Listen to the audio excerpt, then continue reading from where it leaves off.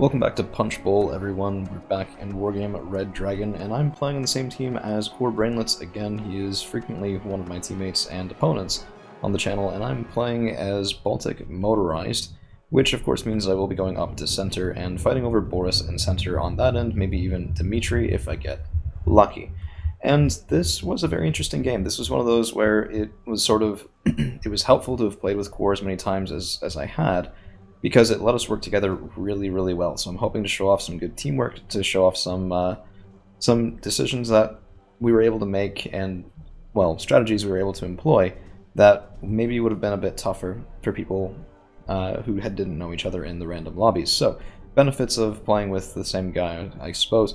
But Salamander is going to be up here early. This is, I mean, it's the standard sort of ATGM helicopter forward early. We do get a couple of sneaky kills with that, and most importantly, we slow down Dino as he's going up into Boris, letting my own infantry sort of get a little bit more into position, but two automatics on that side, and my Salamander is going to be moving back. We're going to see what we can do about those guys, but for right now, it's going to be nothing really in the air tab, no seaplanes or anything like that. I can't afford it quite yet. Kartnyekri, Raskazin, Korima, and Yekri on this side, and this is a killing field. RBS 90 are reasonably expensive, 25 points each, and now they're just gone.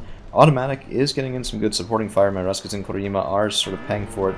There's also a nice response from mortars on that side as well, so this is turning into a bit of a bloody mess. The automatic is stunned down to 1 point of strength left, and the Raskazin and Korima are able to get the shot and take that down. And you know, even if we do take a pounding here, which it looks like we will with the Draken Wands, that might well be worthwhile. On this side, meanwhile, Dino has gotten stuff up there before I did, because my, well, helicopter component went a bit of a different way, and the XA-180s are fast, but, I mean, yeah, they can't keep up with Lynxes and HKP-3Cs. This is why you do the sort of helicopter opener in the first place, but I'm trying to do a little bit of a different breakthrough. So I have a Sokol and a Salamandra over this way, we get some nice rocket pods in, and now I mark in my head, this is a potential weak point. Falstrom Jaeger 90 are of course no slouches, but it is something that's potentially worth fighting over. Unfortunately, my XA-180 does go a little bit too far forward, and I lapse a little bit on micro, but Iroquois are deposited, and that should be alright. The side, on the right-hand side, however, has been a lot tougher, so Core's opener kind of got smacked a little bit. We had some Fanghua Bing that were up in here, and they got bombed to hell and back, then taken out by some US Marines. And an M1A2 Abrams is anchoring this push, and you know, ZTZ 85-2A cannot deal with that on his own. 19 AP is good, but 14 frontal armor means that the M1A2 is going to be punching back way harder than anything that's the 85-2A can do to him. Q5D trying to get the kill there, but actually gets taken out. And now we're at a major disadvantage on the right-hand side, with Rogel sort of pushing right through Core's side of the field. In the meantime, my infantry and Boris have been bombed to hell and back. You can see Kartnyekri sparring in a match that they're going to lose. And this is looking a little bit bad. So Boris is lost, Elena is one hell of a pit fight. And so what I did was I really made sure to push over here. So KTs get through, and those Bushmaster 2s are just brutal stuff. Falstrom Jaeger can get a good shot on them if they're not panicked, but as it is, that's going to be a quick kill. Now I have KTs here, Ranico on that side, Salamander moving up, watching for new reinforcements, and more Ranico that can be moved up into that section of woods really quickly. So I was thinking, okay, I'm reasonably certain that there's more enemy stuff here. There might even be more enemy stuff here. My Iroquois did die on that side, so, you know, that's kind of a bad thing. But why do we need to fight them? Let me just secure this side of Dmitry, make it a pain in the ass to retake it, and then maybe we can stabilize this side of the field as more Fanghua Bing are deposited. These guys, I'm not really a big fan. I mean, they're 15 points, and it's not even the longer range napalm launcher, it's the short range stuff. 10 strength, regular training, it just seems very expensive for what you're getting. Mortar support is going in from some YW381s, but the Fanghua Bing can't even get into the town. And if they can't get into the town, they're not going to be able to be cost effective. So that is going to be a big problem. And you can see my Ranico here. This is why I really shouldn't, I mean, I said to myself, I don't really want to fight on this side. The Ranico were just supposed to anchor that formation. But as I'm trying to get them out and into the woods here, away from that deadly firing concave, they do just get taken out. So now I'm really aware of it. There's a lot of stuff on this side, a lot of infantry I don't want to tangle with, a lot of fire support I don't want to tangle with. So let's just see what we can do. KT's moving forward now, trying to shoot in at this reinforcing road before my opponent might be able to anticipate that. In the meantime, Kartnyekri and CC are moving up in Boris, and I'm trying to make sure that we don't lose this point as well. So the Kartnyekri should be able to deal with Falstrom Jaeger 90 reasonably well. It shouldn't be that difficult. We actually get a nice cheeky shot on the Draken Wands with Sokol, so his Igla nearly takes that guy out, which is really entertaining. KRKKs, and this is why all comments to the contrary aside, I love frag round vehicles, because they just make this terrible and terrifying for the Fallschirmjäger 90 to deal with, and now my Kartenjäger are going to have a much easier fight. Some Fanghuabing did make it up into Elena eventually, and they did clear things out, so I guess, you know, it does work reasonably well when it gets down to it, and the 62-1 is going to be surprisingly losing to a combat. So these guys, you see them reasonably often. The high range and 70% accuracy make those guns on the combat just brutally effective. I tend to find when I make USA decks, I don't always have a place for them because you can only put so many vehicles in the vehicle tab and be happy with it. But really, I mean, I think I should be using these things more often. Anyway, Ranico are moving into the woods, Kartenjäger moving up here, and I'm just trying to create a nuisance on this side because I'm fighting Dino reasonably well here, but Rogel is just sort of having his way with this side of the map. So if I can get my Ranico forward through these woods into some position that makes them uncomfortable for Rogel, that might allow Core to have a bit better of a time, but these SU-100 reinforcements are going to run right into, I believe these were US Marines, which means, yep, US Marines 90, that's 15 points of strength each, reasonably good launchers, 2 of the SU-100s dead right off the bat, but we get a little bit of revenge here, take out an F-15 with a MiG-29-913S. These guys, very deadly at long range, but even deadlier at short with those Vimpel, the short-range Vimpels. Pretty good accuracy as well.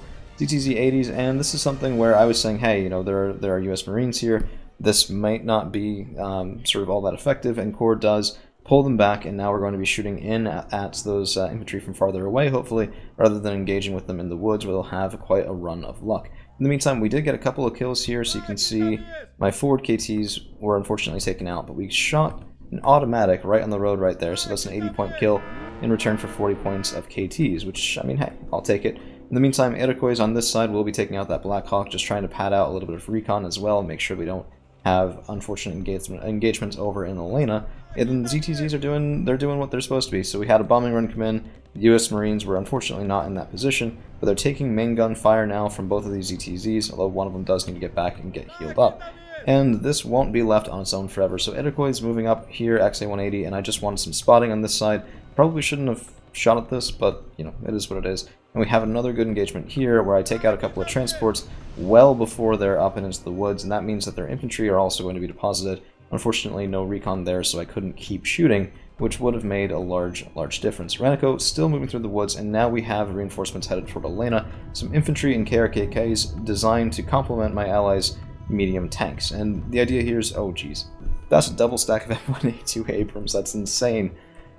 Okay, I've actually never seen that so far forward in this map before.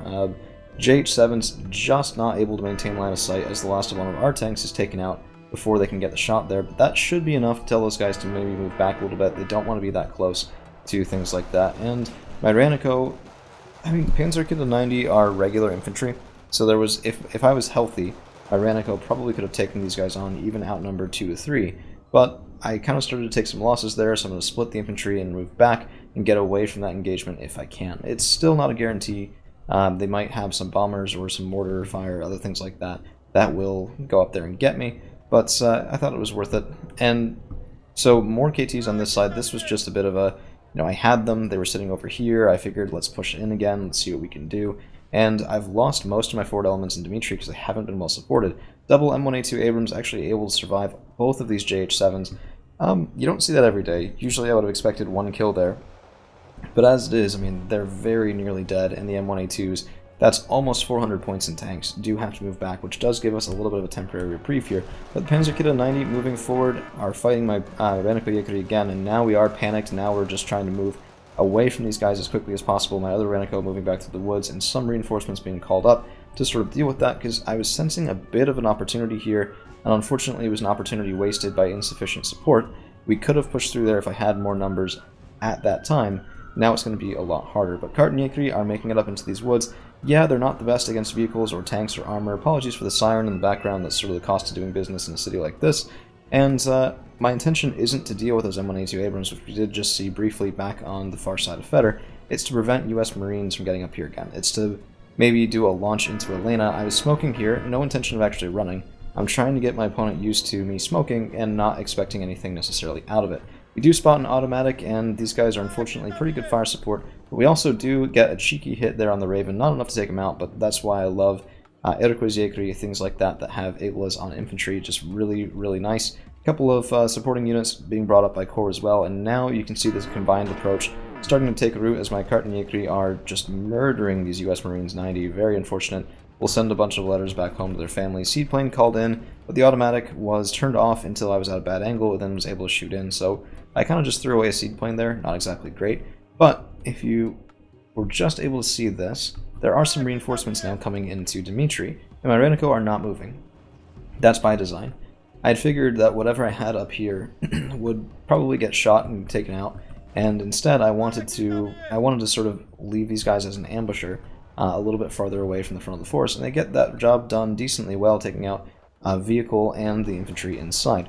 Raniko Yekri now fighting with these remains of the Panzerkitta, and yeah, we did lose one of the Raniko, but I think now we finally do have the numbers at least a little bit. The issue is, so why people don't usually do this in a 2v2, for one, Dmitry is more valuable, so that's a better place to sort of attack into and succeed, rather than just the middle of the woods. And two, this allows you to get pincered by both opponents and very much focused down. So bombing run, I believe, was from Rogel, not quite sure. No, that was a Draken 1, so that would have been, yeah.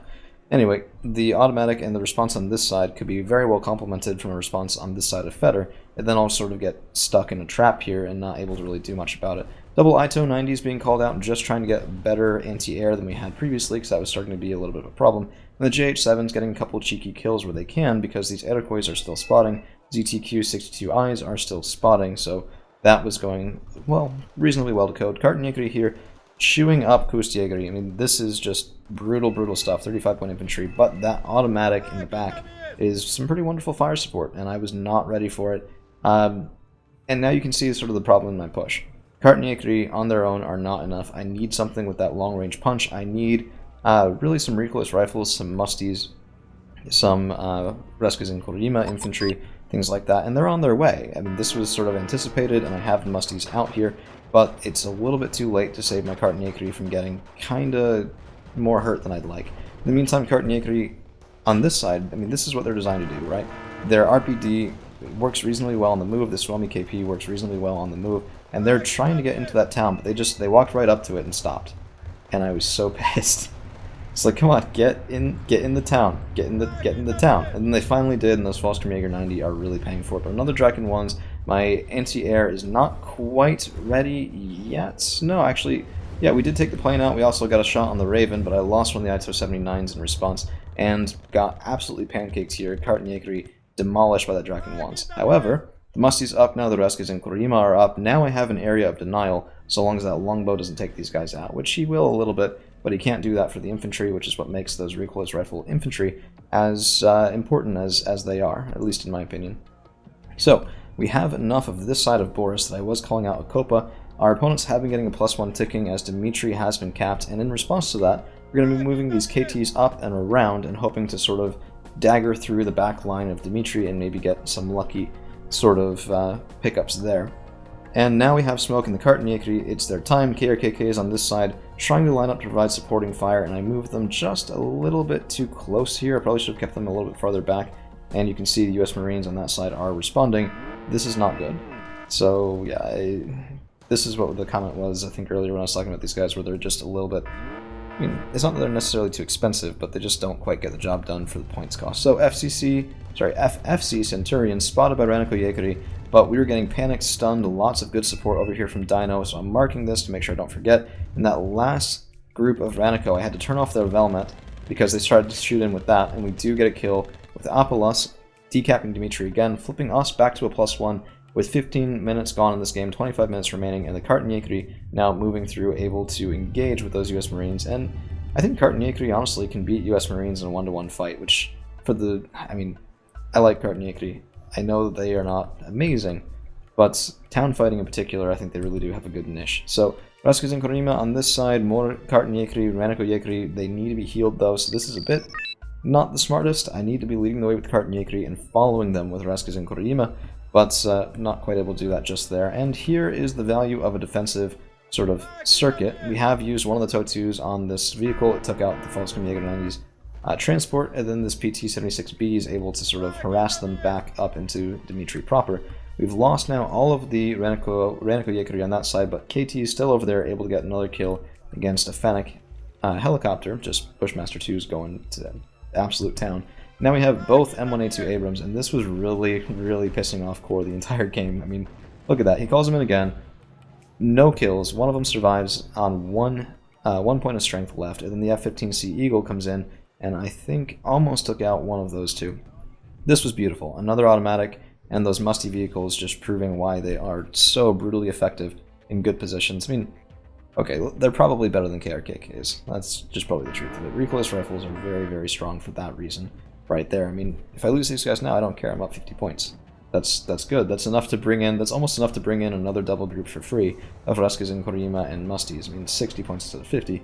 But you see where I'm going with that. Now we have KTs and more XA-180s, and the push into Elena is in full swing. As basically, so the idea here, we didn't push them all the way back to Gregory, but they've been fighting back here so much, they haven't been able to reinforce into Feder, they haven't been able to push us into Elena, they haven't been able to push us out of Boris. And it's really just turned into a bit of a, I suppose a mire would be a good word for it. It's a point sink in an unimportant place. But it's a point sink in an unimportant place that we are slowly getting the better of, and that's really just not ideal for our opponents. So, bit of a lull in combat, but that is going to be changing here in just a second as my KTs, once again, might have a good target in Dmitry. I was just being a little bit cagey with them. I didn't want to lose them right off the bat. I figured, you know, he had to have seen me kill that TOW too, so I was surprised nothing had come in targeted at those KTs just yet. Kartnyekri pushing through more Panzerkitta, and Panzerkitta 90 are just not a good answer to this. Kartnyekri much more effective. Now, mortar spam is a good response. Jeez. Only a couple of kills there, but that's just because we were able to keep moving so quickly. Raskas and Korima on this side and those Musties should be able to get good damage, and yep, that's tank kill, so another about 60 or so points there. And then Yekri and Kartnyekri on this side will be able to chew through these Rangers. LVTP-7A1s are pretty good. I mean, Mark 19 frag launchers, but they're used against the wrong target. These XA-180s can eat those frag rounds all day and not really care too badly. F-15D Eagle is evac ordered, actually, instead of... Yeah, that's really weird. Usually that would be a Winchester because he did drop his bombs. But taken out by my MiG and the Su-27SK from Core, and now we have a little bit of side shots on the M1A2. Kartnyekri not able to get that kill on their own, but they did spot him, they let us know what was happening, and unfortunately they baited my allies JH7 into a bad attack. So we do get out just in time there as Agripin was trying to, well, prevent that from happening. But Kartnyekri do get bombed out of existence, and that was a very, very sad man. I think the tally of dead Kartnyekri this game was stupid high. Really high. I lost a lot of them. But that's going to be a surrender from Rogel, and in just a second, a surrender from Dino. So let's see what those kills and losses look like for this game. Alright, 22-20 kills, 26-25 losses for the Blue 14, which means that my Red 14 was up by about 405 points. Well, I mean, I say about, and that's the exact number, but still. Salamander did pretty good in the opener. Killing some Falscom Jägeri in their vehicles is always a worthwhile thing. Raskas and Korima with an automatic kill is going to be very much worthwhile, and these were some of the KTs that got around the back. So you can see an automatic kill, Storm Engineer, Falscom Jägeri, a bunch of infantry in their transports before they were taken out, and I couldn't be happier with that. In the meantime, Kartnyekri, I mean, yeah, they got bombed out of existence, but they got a little bit of revenge first, and yeah, KTs just do very well. So, Raniko, it's a standard Baltic Moto sort of kill list, right, where you see a bunch of infantry with disproportionate kills because they infiltrated through different lines, and were able to just barely get it, including the FFC Centurion Command vehicle. Alright, well that's what we've got for you guys today. Thank you all for hanging around, and we'll see you again real soon.